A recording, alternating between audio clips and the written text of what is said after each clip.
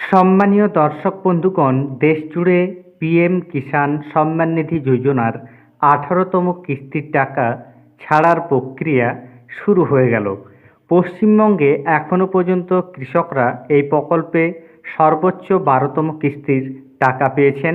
আপনারা জানেন, দেশের বিভিন্ন রাজ্যে এই প্রকল্প চালু হওয়ার অনেক পরে পশ্চিমবঙ্গে এই প্রকল্প চালু হয়েছিল। যাই হোক, পিএম কিষাণ সম্মান নিধি যোজনায় পরবর্তী কিস্তির টাকা আপনি পাবেন কি পাবেন না, অর্থাৎ আপনার স্ট্যাটাসে পরিবর্তন এসেছে কি আসেনি, সম্পূর্ণ তথ্য জানার জন্য ভিডিওটি দেখুন এবং চ্যানেলে নতুন হয়ে থাকলে ছোট্ট চ্যানেলটি সাবস্ক্রাইব করে নোটিফিকেশন অল করে রাখতে ভুলবেন না। এবং যেসব ব্যক্তি সাবস্ক্রাইব করে রেখেছেন তাদের জানাই আন্তরিক ধন্যবাদ।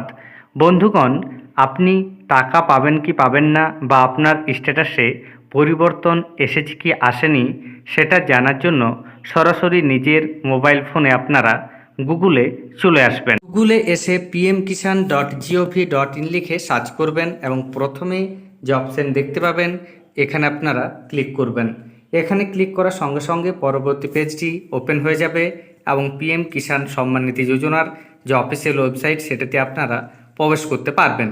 এরপর স্ক্রল ডাউন করে এলে আপনারা নো ইওর স্ট্যাটাস বলে একটা অপশান দেখতে পাবেন। এই নো ইওর স্ট্যাটাসে আপনাদের সরাসরি ক্লিক করতে হবে।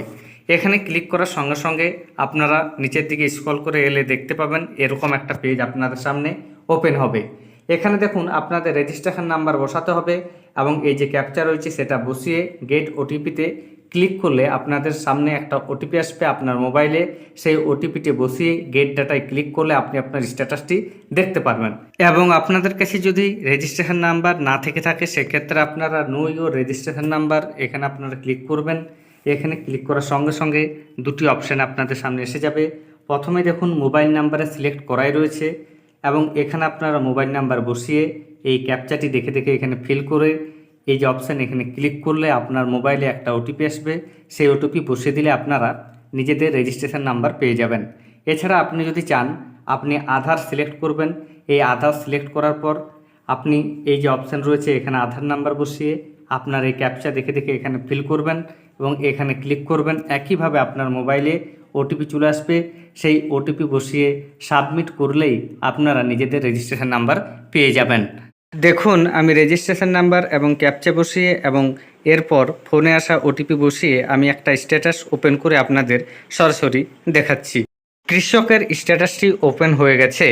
এখান থেকে কৃষকের প্রথমত আপনারা পার্সোনাল ইনফরমেশন দেখতে পাবেন, যেমন কৃষকের রেজিস্ট্রেশন নাম্বার, কৃষক কবে রেজিস্ট্রেশন করেছেন সেই তারিখ, এরপর কৃষকের নাম, কৃষকের বাবার নাম বা গার্জেন নাম, কৃষকের অ্যাড্রেস, মোবাইল নাম্বার এবং নিচের দিকে এলে এলিজিবিলিটি স্ট্যাটাস আপনারা দেখতে পাবেন আরও নানা তথ্য। এলিজিবিলিটি স্ট্যাটাসের ঘরে আপনার ল্যান্ড শেডিং ইয়েস রয়েছে কিনা দেখবেন, ইকেওয়াইসি স্ট্যাটাস ইয়েস রয়েছে কিনা দেখবেন এবং আধার ব্যাংক অ্যাকাউন্ট শেডিং ইয়েস রয়েছে কিনা দেখবেন। এই তিনটি যদি আপনার ইয়েস থেকে থাকে তাহলে আপনার কোনো রকমের সমস্যা নেই। এর পাশাপাশি এখন যে নতুন আপডেট এসেছে সেটি জানার জন্য আপনারা স্ক্রল ডাউন করে আরও নিচে আসবেন।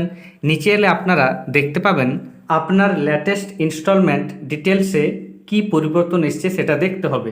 এখানে দেখুন এফটিও প্রসেস নো রয়েছে, তবে পেমেন্ট স্ট্যাটাসের ঘরে একটি নতুন যে পরিবর্তন সেটি লক্ষ্য করা গেছে। এখানে লেখা রয়েছে RFT signed by state for 12th instalment, অর্থাৎ এই কৃষক যাতে 12তম কিস্তির টাকা পেতে পারেন তার জন্য আমাদের পশ্চিমবঙ্গ সরকারের তরফ থেকে আরএফটি অর্থাৎ রিকোয়েস্ট ফর ফান্ড ট্রান্সফার এর জন্য সম্মতি দেওয়া হয়েছে।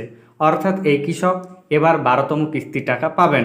তবে সকলে যে 12তম কিস্তির টাকা পাবেন এমন নয়, আপনার ক্ষেত্রে 7, 8, 9 যে কোনো কিস্তি হতে পারে। এই পরিবর্তনগুলি যদি আপনার স্ট্যাটাসে এসে থাকে তাহলে অবশ্যই আপনারা টাকা পাবেন। এবং আপনাদের জানিয়ে রাখি, এই মুহূর্তে যে টাকা পাওয়ার প্রক্রিয়া সকলের মধ্যেই এই স্ট্যাটাস পরিবর্তনের ঘরে এই অপশানটি আসতে শুরু করেছে এবং আপনার যদি এখনও না এসে থাকে কয়েকদিন অপেক্ষা করবেন, দেখবেন চলে আসবে।